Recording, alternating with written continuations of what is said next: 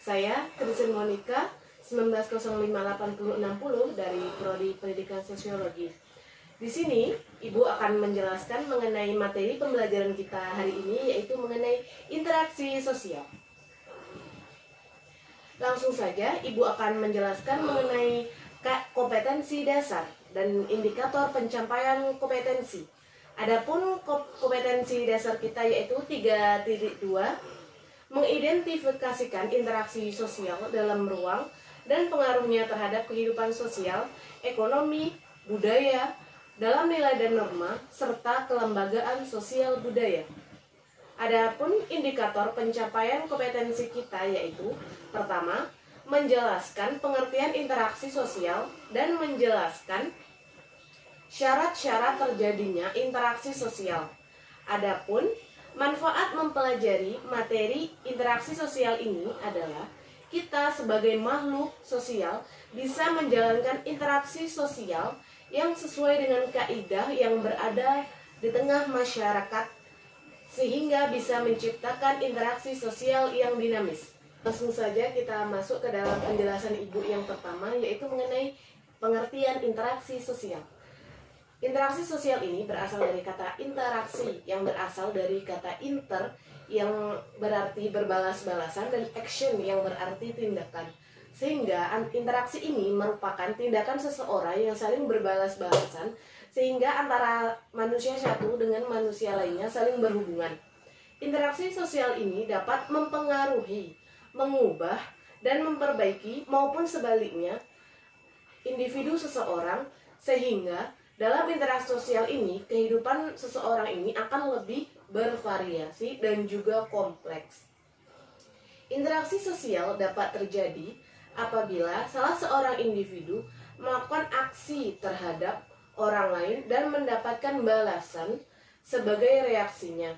Sehingga interaksi sosial dapat terjadi apabila dua pihak saling berhubungan dan melakukan interaksi timbal balik antara satu sama lain atau aksi reaksi. Interaksi sosial ini meliputi hubungan sosial yang terjadi di masyarakat yang mana menyangkut hubungan individu dengan individu, individu dengan kelompok, dan kelompok dengan kelompok yang saling mempengaruhi dalam kehidupan sosial mereka. Sardiman mengungkapkan interaksi sosial merupakan kunci dari semua kehidupan sosial. Tanpa interaksi sosial, tidak mungkin ada kehidupan bersama di masyarakat. Seperti halnya interaksi sosial yang ada di dalam kelas antara guru dengan siswa. Apabila di dalam kelas tersebut tidak ada interaksi timbal balik antara guru dengan siswa, maka suasana kelas tersebut akan diam dan pasif. Berbeda dengan interaksi timbal balik antara guru dengan siswa yang aktif di dalam kelas, maka suasana kelas tersebut akan kondusif.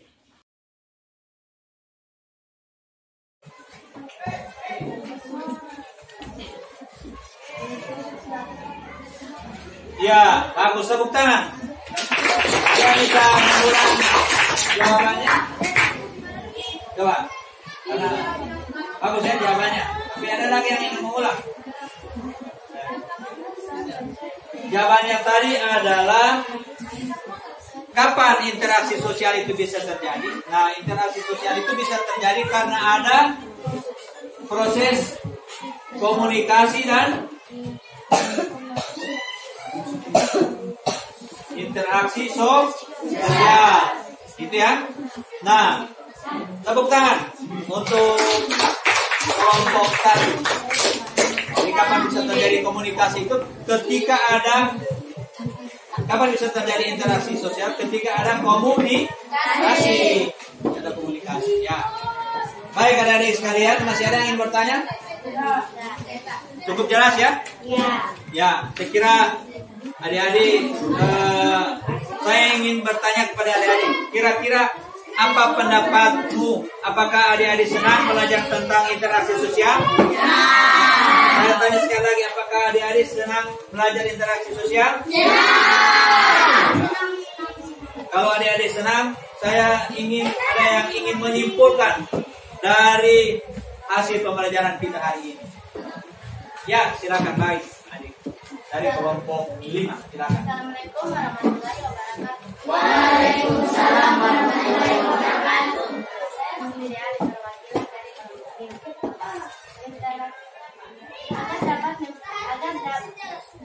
Agar dapat berinteraksi sosial, maka setiap orang harus memperhitungkan usia, jenis kelamin, penampilan dan kata-katanya. Ya, terima kasih. Terima kasih, tepuk tangan. Adik kita ini sudah, atau teman Anda ini sudah menyimpulkan akhir dari pembelajaran kita hari ini. Nah, katanya interaksi sosial, setiap orang itu harus memperhatikan kata-katanya, ya. Jadi setiap Anda berinteraksi dengan siapa saja, dengan baik dia kelompok, kelompok dengan kelompok, kelompok dengan individu, ya individu dengan individu, harus memperhatikan kata-kata ya. Kata-kata diucapkan itu harus benar kata-kata yang sopan. Jangan kata-kata yang bikin orang tersinggung, ya. Nah, pembahasan yang kedua yaitu mengenai syarat terjadinya interaksi sosial. Syarat yang pertama yaitu adanya kontak sosial atau social contact.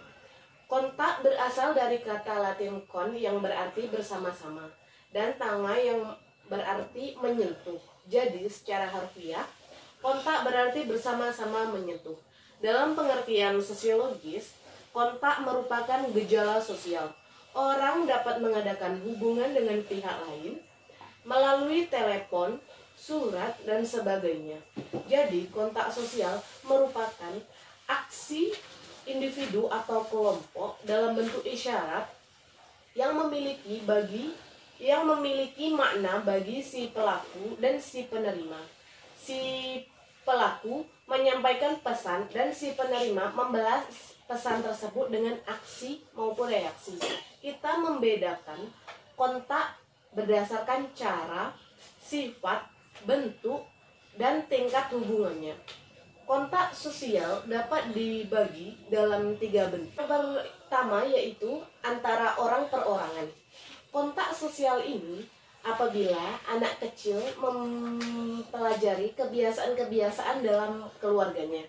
Proses demikian terjadi melalui proses sosialisasi, yaitu proses di mana anggota masyarakat mempelajari norma-norma dan nilai-nilai dalam masyarakat karena ia menjadi anggota dalam suatu masyarakat tersebut. Di sini kita contohkan dalam keluarga.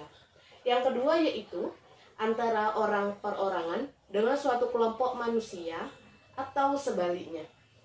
Kontak sosial ini bisa dilihat dalam kegiatan diskusi yang dilakukan oleh suatu kelompok di dalam kelas, yang mana salah satu peserta diskusi memberikan tanggapan mengenai diskusi tersebut. Yang ketiga yaitu antara suatu kelompok manusia dengan kelompok manusia lainnya. Kontak sosial ini bisa dilihat dalam sekolah yang sedang mengadakan acara lomba debat di mana ada 2 kelompok yang mengajukan argumennya masing-masing dan berusaha mempertahankannya dari serangan pihak sebaliknya. Syarat yang kedua dalam interaksi sosial yaitu adanya komunikasi.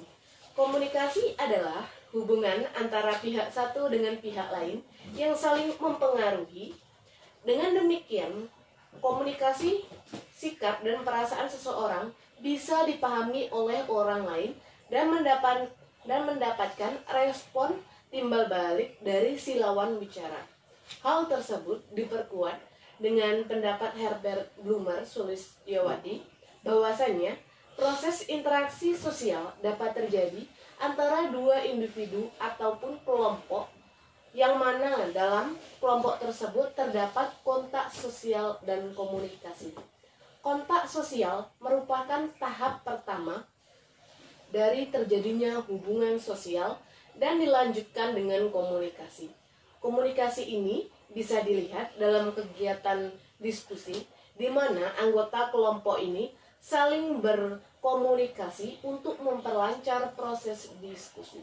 di mana dalam diskusi ini juga ada kontak sosial dan komunikasi yang jelas sehingga diskusi ini bisa berlangsung dengan baik.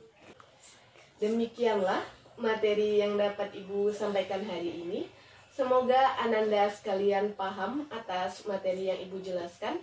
Kurang dan lebihnya Ibu mohon maaf. Wabillahi taufik wal hidayah. Wassalamualaikum warahmatullahi wabarakatuh.